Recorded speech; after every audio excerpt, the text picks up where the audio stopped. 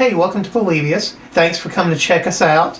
First of all, we need to give a big thank you to everyone that has listened to the pilot, especially those of you that went out of your way to find us on social media, and we didn't make it easy. Those of you that went out of your way to find us on social media to message us to ask for more. Yes, thank you. Yeah, you guys are the reason that Season 1 is happening, and we're here to announce that Season 1 is happening. We have recorded it, it is written, it is in the editorial process, and starting today, we will be uploading an episode of Polybius the last Thursday of each month. So thank you guys for, showing us that there was a demand for this story. Yeah, it was kind of a test for us to put the pilot out. Also, we just needed some time, and we were experimenting and figuring it out as we go. It was new to both of us. So, yeah, thank you for everyone who reached out, who has an interest in this. Leave us a rating and a review. Let us know what you think. Keep sending messages to us, too. So, yeah, let us know what you think. I think we've got something pretty cool that you'll enjoy. So, without any further ado, here is Season 1, Episode 1. Enjoy.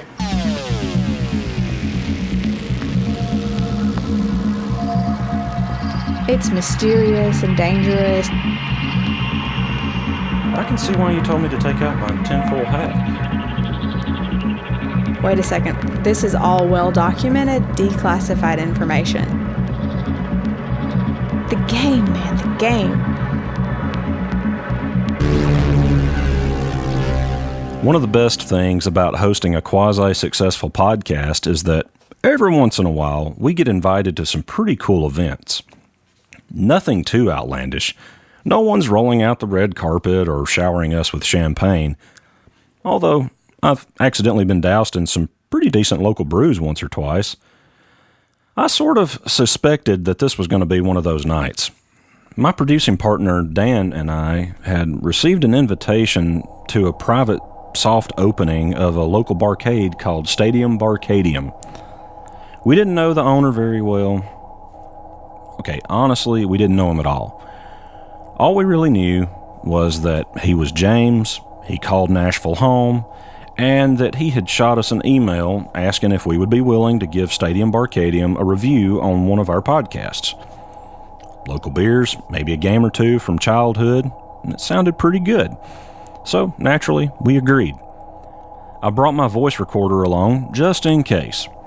Living in a smaller town is fantastic in more ways than one, but sometimes entertainment, it can get a little sparse. But you never know who might show up to one of these things. Secretly, I had a couple of folks in mind that I might like to snag for a tape noise interview. Dan and I rolled up, and started the climb downstairs. We were greeted by the yeasty smell of freshly poured brews intermingling with the old, damp smell of the stones that line the stairwell, as well as the murmuring of people chattering and the cheerful, insistent cacophony of various MIDI tunes vying for attention. The stairwell was dim, lit by flickering neon lights that were probably just about as old as I am. I'm sort of uncomfortable admitting that. It probably means that these lights would qualify as quote-unquote retro.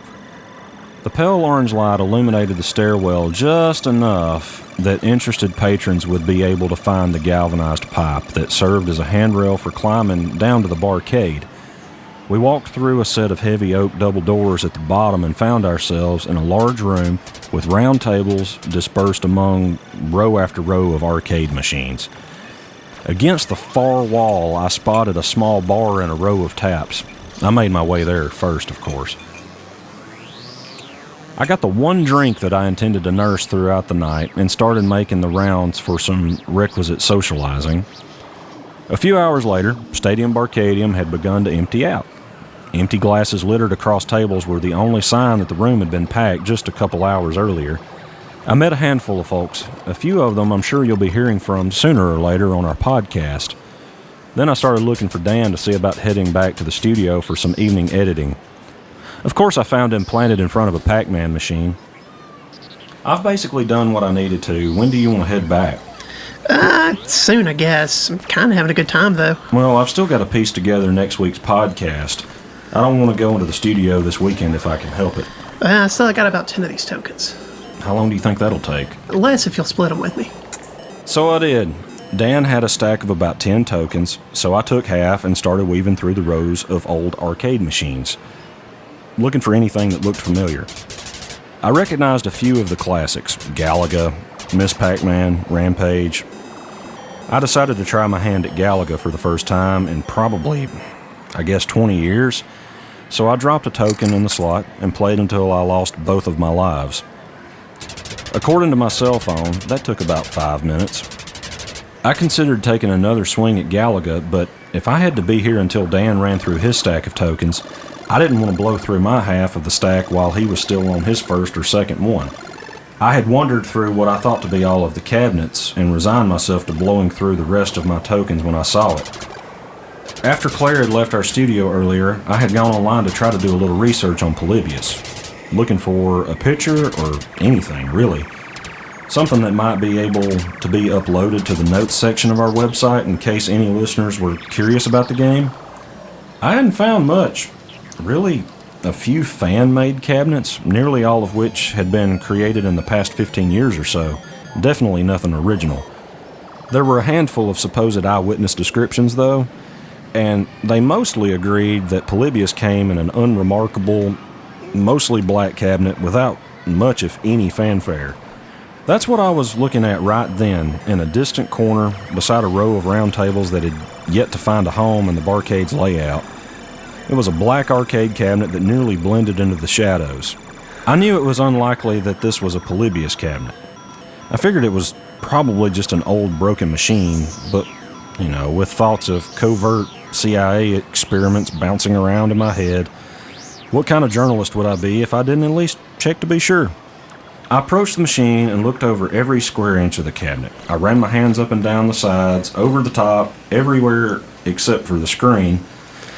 I'm not sure what I was looking for. The cabinet was black all over. Even the title plate was blacked out. I jiggled the joystick and tapped the buttons on the console. Nothing. The only hint that the machine was even functional was a flat, dim glow from the screen, which was also black.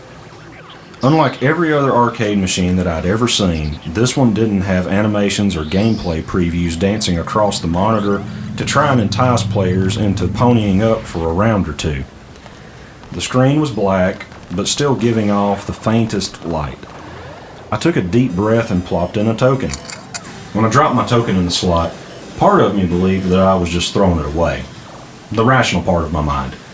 The one that keeps me up at night, insisting that magic isn't real and never was, that the multiverse is just a physics fairy tale, that the CIA never planted fantastical, mind-altering video games as an experiment, that there are not and never were any men who stared at goats. That part of my brain was telling me that I was wasting a token and would be rightfully punished by having to probably twiddle my thumbs that much longer while Dan finished his game. It wasn't Polybius. Sorry to disappoint you. I was a little disappointed myself. But the machine did boot up. As soon as I inserted my token, the game played a short, cheery, distorted jingle. I chalked it up to the old speakers in the cabinet and wiggled the joystick again. This time, some text rolled across the screen, crawling from the bottom to the top like in Star Wars. Tempest 2. I had played Tempest once or twice when I was young, really young. My older brother had an Atari 2600 that was already well beyond its prime when he was born. So it was practically an artifact by the time I came around myself. My brother and I might take it out and dust it off every once in a while, blowing into the cartridges to clear out the dust.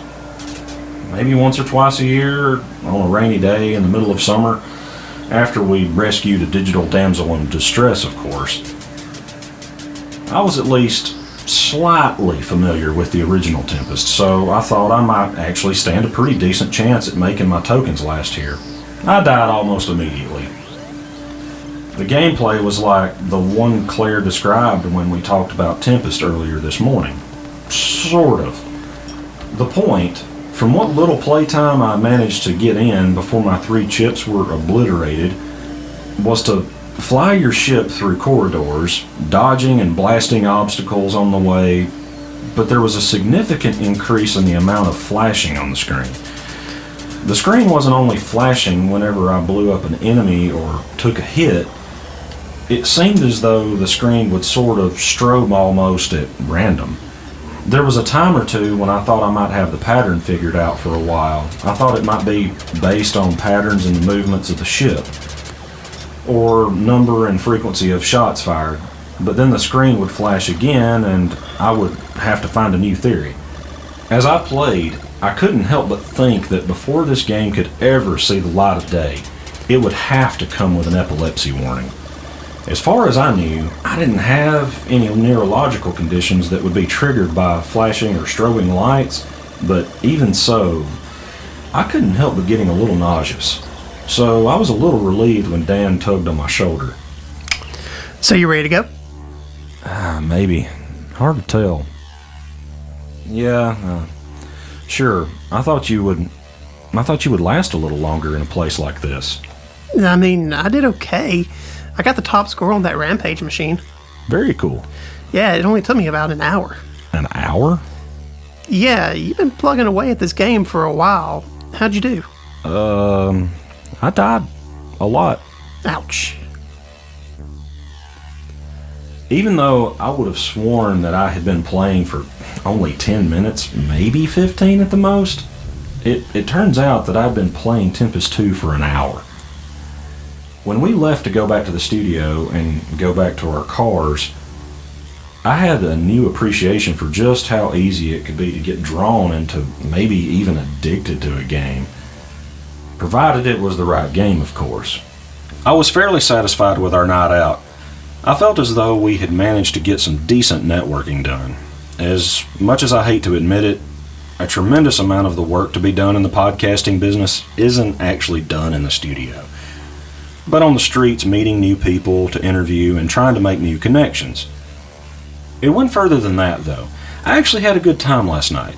I knew that I would probably be visiting Stadium Barcadium a bit more often, at least in what little free time I could scrounge together, and I felt like I would probably be dropping a few more tokens into Tempest too. When I had fallen asleep the night before, I was fantasizing about making an offer on the cabinet. I don't know that buying an arcade cabinet that made an hour of my life feel like 15 minutes would be a good thing for my schedule, though. Alright, I have to edit some audio from last night, and then we've got an interview at 1. Check then... your messenger, Grant. Dude, I'm trying to work here. Check it anyway. Alright.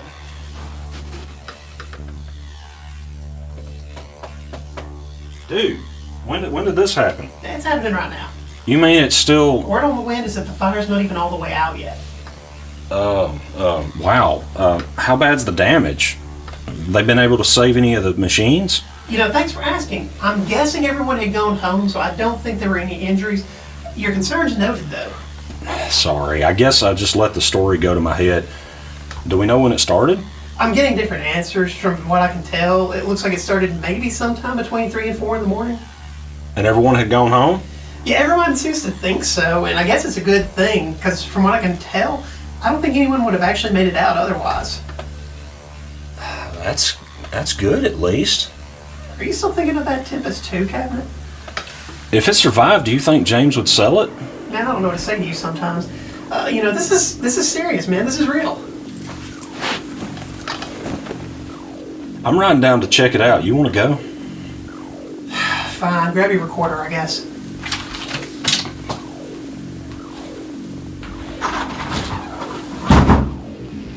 Hey guys, Grant here. I hope you've enjoyed Polybius.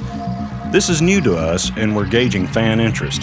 If you like it and need another audio drama in your life, let us know what you think. Find us on Facebook at Tape Noise Podcasts and review us on iTunes, Stitcher, or wherever you listen to podcasts. Hey guys, Dan here, and thanks so much for listening.